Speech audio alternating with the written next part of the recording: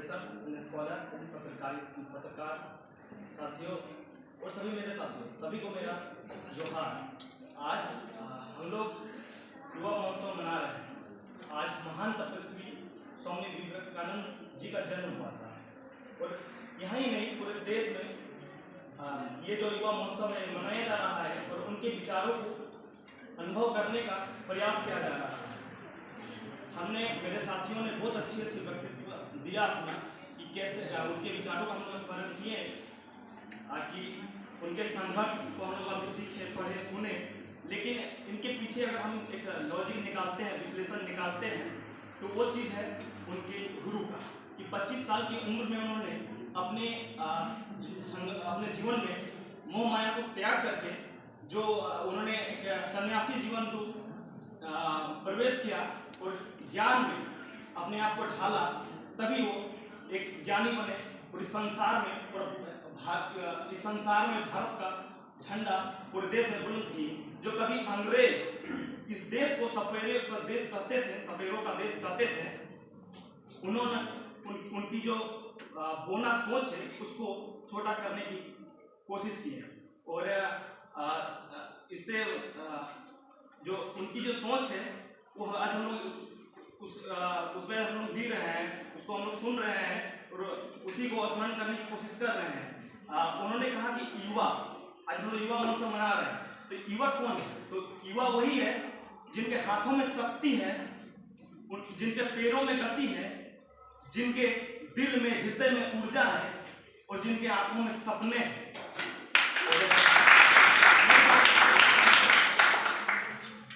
39 साल की उम्र में बीमारी के कारण उनकी मौत हो गई या फिर वो इस दुनिया को छोड़कर चले गए।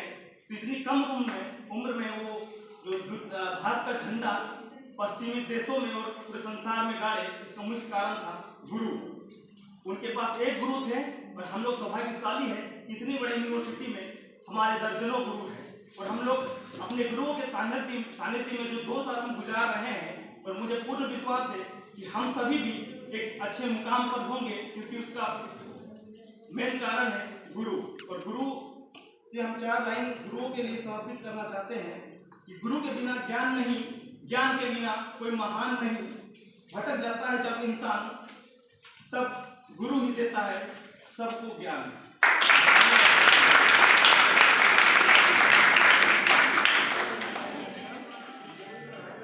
बहुत बढ़िया बात आपने कहा दुलाल राजवार जी।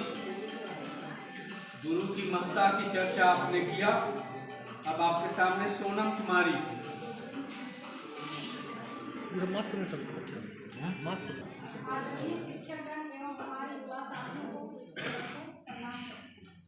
स्वामी विवेकानंद की जयंती पर मैं कुछ कविता करने जा रही हूँ। ऐसे थे एक संत महान, जिनकी थी एक अलग पहचान। अपनी मधुर वाणी से उन्होंने दिया पूरे विश्व को ज्ञान। युवाओं में जोश जगाया, सेवा भाव का मार्ग समझाया। युवाओं में जोश जगाया, सेवा भाव का मार्ग समझाया। इंसानियत का पाठ पढ़ाया, देश प्रेम का दीप जलाया। स्वामी विवेकानंद जी की जन्म दिवस पर भारत को सर्वश्रेष्ठ बना और उनके सपनों भारत की विजय पताका जग में फहराओ। ना पूछो जमाने में कि क्या हमारी पहचान है, ना पूछो जमाने में कि क्या हमारी पहचान है। हमारी तो पहचान रही है कि हम हिंदुस्तानी है, हम हिंदुस्तानी हैं।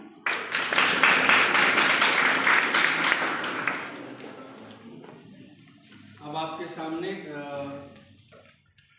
विद्यार्थियों के बीच में से अंतिम स्पोर्ट्स पर्सन आनंद कुमार।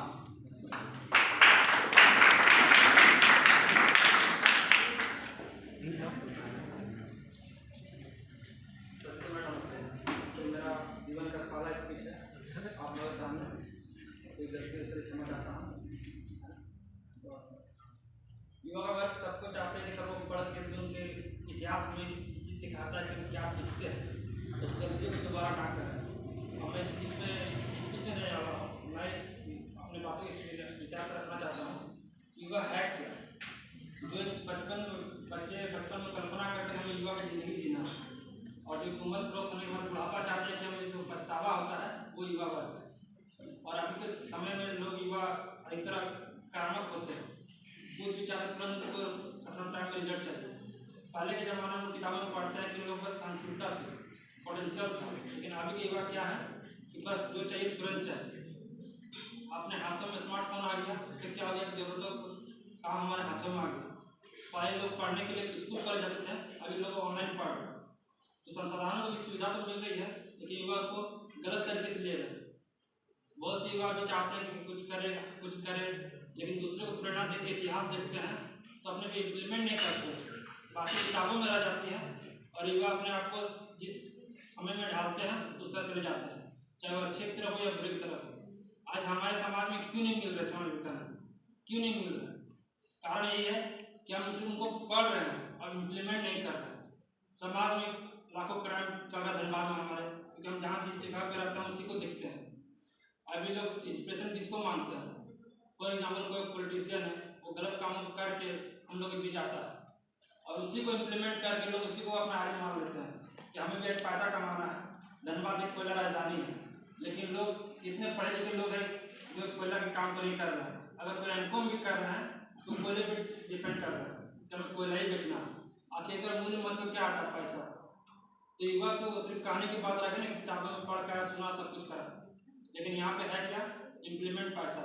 लोग मुख्य मानता हूँ नेसेसिटी है, पैसा हमारे जीवन को चलता है, सब कुछ करता है, लेकिन विचारों का समझौता नहीं किया जाए तो कुछ भी नहीं कर सकता। मैं यहाँ पे कॉर्पोरेट सेक्टर काम करके आया हूँ, लेकिन वहाँ पे सबसे पहले सिखाया जाता है फ्लैटर, यानी चापलूसी करना। अगर आप चापलूसी करते हैं तभी आप आगे बढ़ सकते हैं। लोग बोलते हैं राजनीति करना, तो राजनीति हर जगह पर है, लेकिन उसके अच्छे कर्म बुरे कर्म दोनों को तालमेल करना ही युवा सिखाता है। हम अगर अब डिफाइन कर सकते हैं अच्छे चीज़ को अच्छे के बारे में, बुरे चीज़ को बुरे के बारे में, तभी लोग कुछ कर सकते हैं। लेकिन यहाँ पे लोग सिर्फ फॉलो करते हैं, जिसे बोलते हैं भेड़चाल। अगर अगला इंसान कुछ कर रहा है तो उसी को फॉलो करना है, उसका इम्प्लीमेंट नहीं दिखता, उसका मेहनत को नहीं दिखता, बस उसका रिजल्ट दिखता है। आज अगर कोई पैसा कमा रहा है तो कैसे कमा रहा है ये नहीं देखना चाहता, बस गलत है सही हो पैसा आना चाहिए। कोई ज्ञान अर्जित कर रहा है, कोई कष्ट करके आ रहा है, वो नहीं देख रहा है, बस देख रहा है कि स्कॉलर होगा तो किसी बहाने से आया होगा या किसी चापलूसी से करके आया होगा। तो एक कुछ लाइनें कहना चाहूँगा।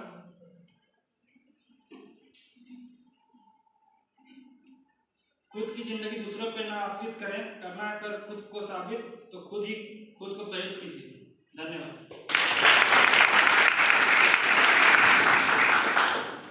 आनंद कुमार जी, आपने जो बातें कही, सही बातें आपने कही।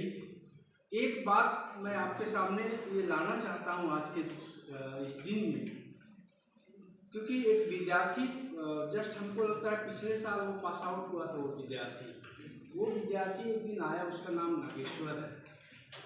वो विद्यार्थी मेरे पास आया, उसके बाद उसने कहा कि सर मैं अपने अंदर बहुत स्ट्रगल किया और मैंने डिप्रेशन में मैं पूरी तरह चला गया और मैं हमेशा सोचता था कि आपके पास आकर मैं बात करूं ऐसा करके, तो फिर मुझे भी कौतूहल जागे कि भाई आखिर बात क्या है। तो उसने मुझे ये बात बताया कि ये जो व्हाट्सएप और ये जो यूट्यूब में मैं देखने की कोशिश किया कि सुसाइडल केस कैसा किया जाता है, और वो बतलाता है कि सर मैं एकदम अपने को डिसाइड कर लिया था कि मैं सुसाइड कर लूँ बोल के। तो मुझे वो बच्चा बड़ा मैच्योर जैसा लगता है, लेकिन उसके बावजूद भी ये बातें उन्होंने कही। तो आज मैं आपको इसलिए बता रहा हूँ कि ये विचार, ये मन की कुंठाएं युवाओं में काफ़ी भर कर आ रही हैं और उसके सुसाइडल करने की प्रवृत्ति क्यों जागृत हुई? वो एक लड़की से प्यार करता था और उस लड़की ने उसे रिफ्यूज कर दिया। काफ़ी लंबे अरसे तक उन लोगों के बीच में टर्म चला, लेकिन ब्रेकअप हो गया और वैसी परिस्थिति में उसके मन में ये बात आया कि मैं सुसाइड कर लूँ। तो विद्यार्थियों, युवक युवतियों, आप में ये युवा शक्ति है।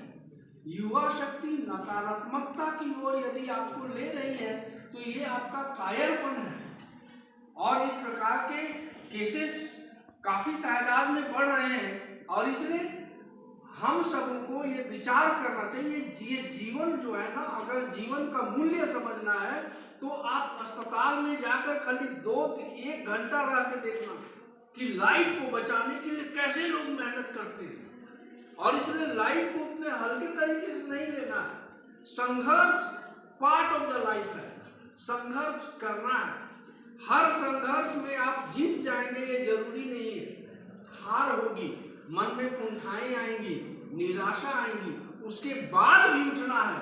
यही है जागो उठो तब तक चलते रहो। और इसलिए इन सोच के साथ आपको आगे बढ़ने का प्रयास करना है। अब मैं आपके सामने शिक्षकों को अवसर देता हूँ, वे भी अपनी 2 बातें कहें और उसके बाद हम लोग दूसरे गतिविधियों पर आएंगे। मास कॉम के शिक्षकों